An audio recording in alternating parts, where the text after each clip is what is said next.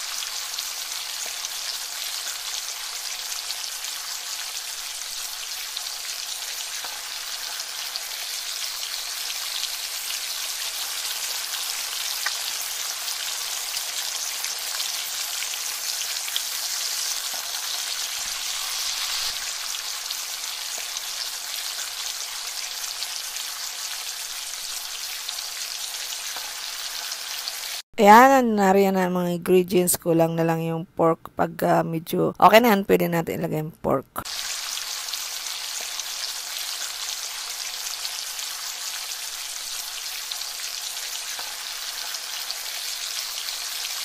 Okay, lalagay na natin yung pork.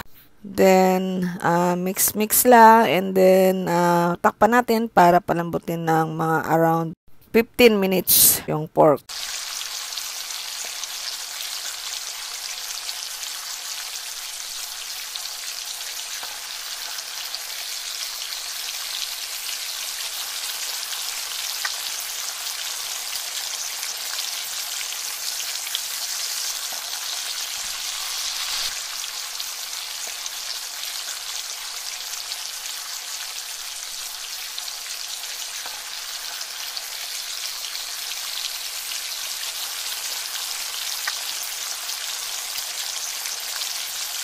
Okay na, lalagay na po natin yung bagoong. Yan pong bagoong ay binili ko lang sa grocery na kumbaga sa templado na at saka luto na po siya.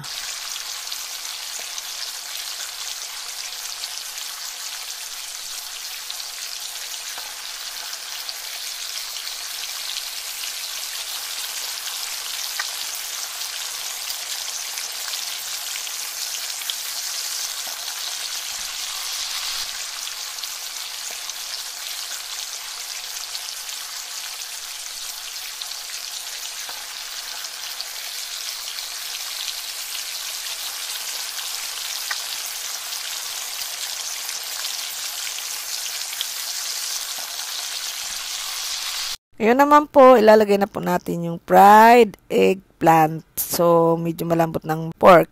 Ayan, wait na lang natin mga around 2 to 3 minutes.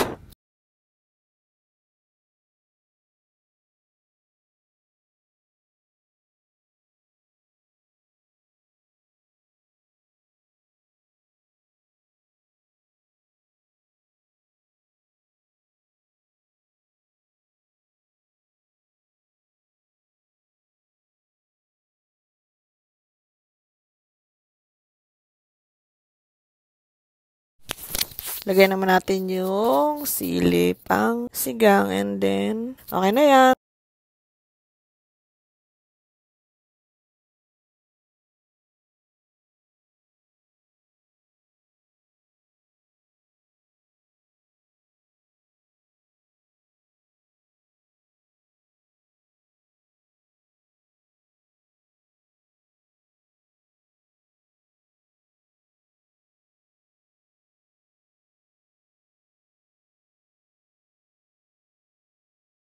And now, it's done. Kain po tayo. Thank you for watching. Sana magustuhan po ninyo niluto ko.